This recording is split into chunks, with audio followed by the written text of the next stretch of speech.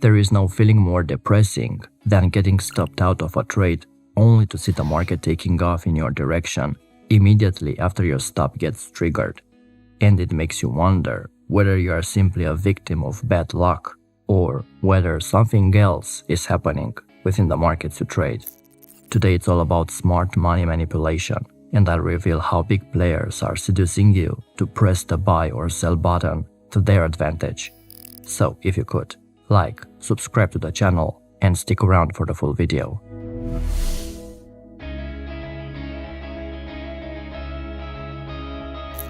Many new traders are surprised to learn that the markets can be manipulated in many ways. There are all sorts of financial interests in financial markets: brokers, dealers, banks, trading syndicates, but the main price movements are funneled down to a limited number of major players known as the market makers, or the smart money, or professional money. These traders are the ones that create the market. They are able to see all the buy and sell orders as they arrive. They may also be filling large blocks of buy or sell orders with special trading techniques to prevent putting the price up against themselves or their clients. These traders have the significant advantage of being able to see all the stop-loss orders on their screens. They are also aware of inside information. Despite insider dealing being illegal, let's face it, privileged information is used all the time in different ways to make huge sums of money. So to say it simply, smart money can see the balance of supply and demand far better than anyone else can.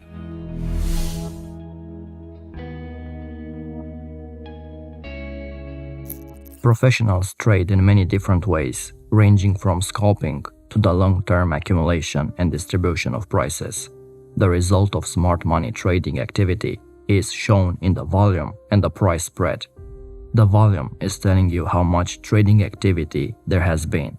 The spread, or the price action, is telling you the position of the professional money are happy with on this activity, which is why the price spread is so important. However, you do need to recognize that smart money can do a number of things to enhance their trading positions, like gapping up or gapping down stocks, for example, shakeouts, testing, or upthrusts. These are money-making strategies helping the smart money to trade successfully at your expense.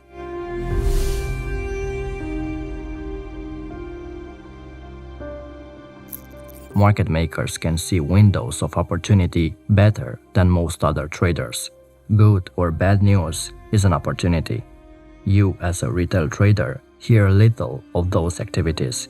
The last thing smart money wants is for you or anybody else to know that a stock is under accumulation or distribution, for example.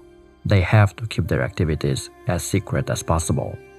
Smart money have been known to go to extremes, producing false rumors, which is far more common than you would perhaps believe, as well as actively selling a stock in the open, but secretly buying it all back and more through other ways. For example, when the smart money are expecting higher prices, they want to catch all the stops before moving the price up. If they expect the price to go up, of course they want to buy at the best possible price.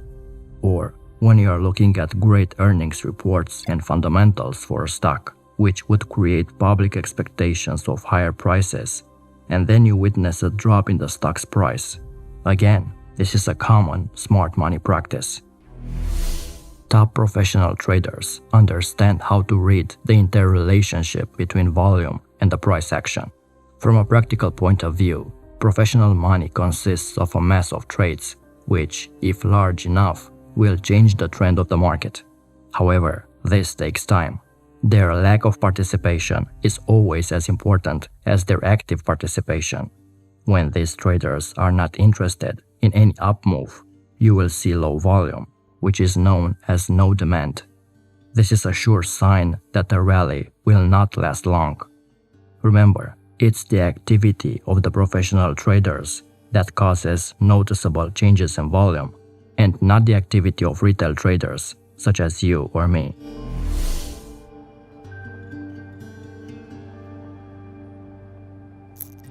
Smart money understands human psychology. They know that most traders are controlled in varying degrees by two main fears: the fear of missing out and the fear of losses. Frequently, they will use good or bad news to enhance their trading positions and to capitalize on known human weaknesses. If the news is bad and if at that moment is to their advantage, the market can be marked down rapidly by the market makers. The result: weak buyers are liable to be shaken out at lower prices.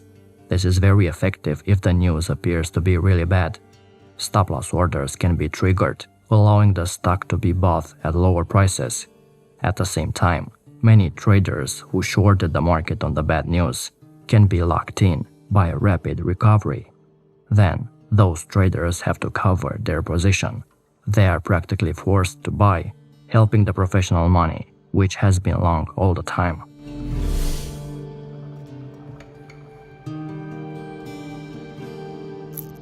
The main thing smart money want to hide from you is not the price, but the volume. Seeing the price will give you either fear or hope, but knowing the volume will give you the facts. Markets may differ in some details, but all free markets around the world work the same way. The more liquid or heavily traded the market is, the more difficult it will be to manipulate. Market makers cannot just mark the price up or down at will, as this is only possible in a thinly traded market. You will frequently see market manipulation, and you must expect it. But smart money needs some windows of opportunity, like a temporary thinning out of trading orders on their books, or taking full advantage of news items, good or bad.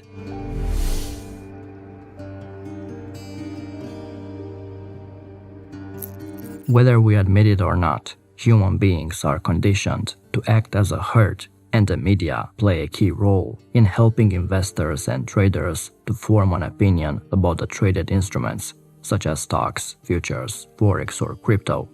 When media-induced opinions about traded instruments are wrong, and the uninformed herd believe them, it will cost them dearly, because smart money know how you will act as an investor or trader. They know how to steer you. They know that the two most powerful human emotions are greed and fear, and those emotions are our worst enemies when it comes to making investment or trading decisions. You may also wonder, are the smart money evil beings intent on stealing your money? Of course not. These are clever institutions who understand human nature and market structure. They view their activity as a game and have acquired the knowledge and the skills required to win. They simply take advantage of opportunities that arise in certain situations. They have the financial supremacy and understanding of the financial markets. They have an edge over the retail investor or trader, and they use this to their advantage to make profits.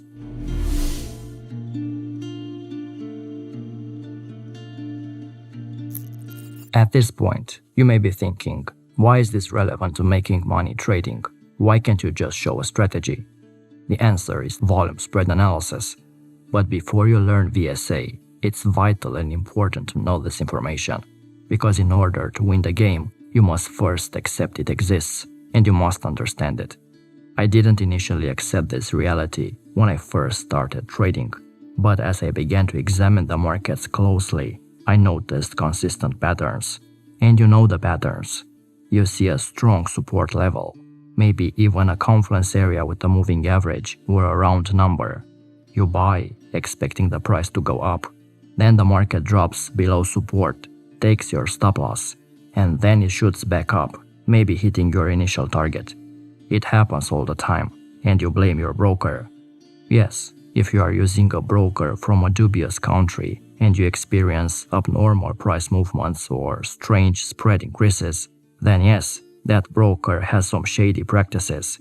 But it's not your broker that is hunting your stop. Smart money are involved because they need your stop to make money. Stop-loss orders represent liquidity in the markets, and the big players need liquidity. Those big players cannot just enter a trade at once, but they slowly have to build a position by hunting for liquidity, and stop-loss orders in the markets are the best way to get liquidity.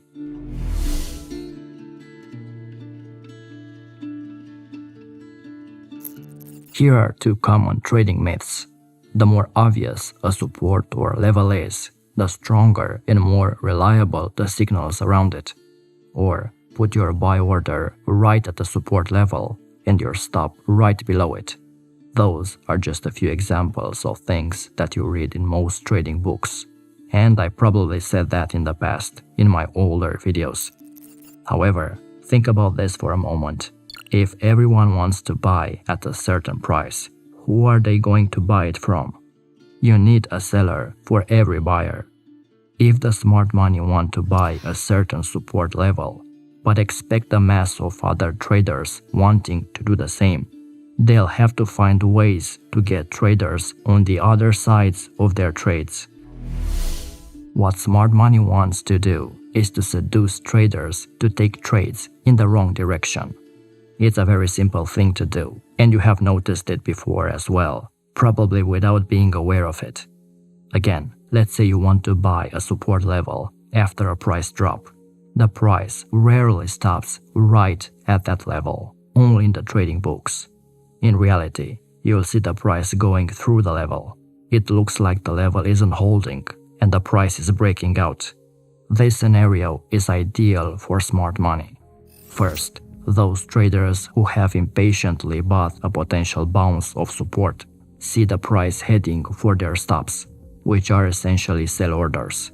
And second, other traders are now looking to sell the breakout. Those retail traders are now selling to the smart money, who are happily buying at a very good price below support.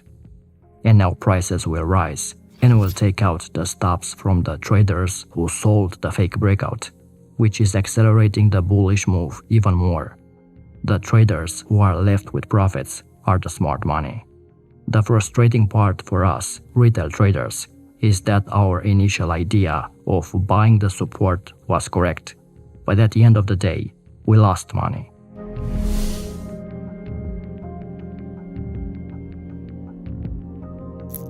Let's say the price is currently at $58 and keeps falling towards a very important support level at $50, where you and probably 90% of other traders want to buy.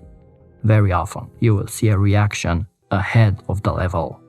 When price starts consolidating at $52 and starts moving up a few points, the impatient retail traders will get very nervous and fear that the price has already found support and will take off without them.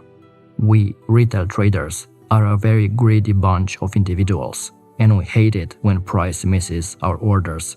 Smart money, of course, knows this and will use it to their advantage.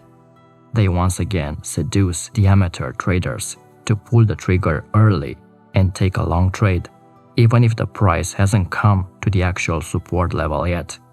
And you know what happens next. The smart money can now drive price further down, generating panic among the long positioned traders, and then buy back from them when they exit their trades because they think the price is breaking down.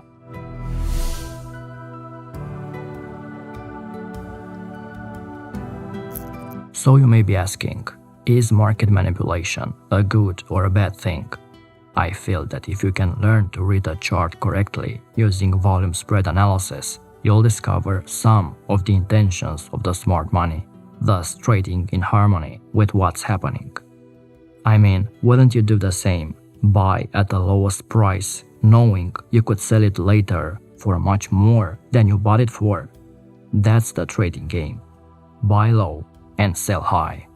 But first, you must learn how to avoid becoming the victim of market manipulation. You need to know how big players think and trade. You must align yourself with the big players and join them. If this makes sense, make sure you watch our Smart Money playlist. If you found value and learned something new, leave us a like. This way we'll know if you'd like to see more videos like this one. And check out our Academy program if you want to further level up your trading. Until next time.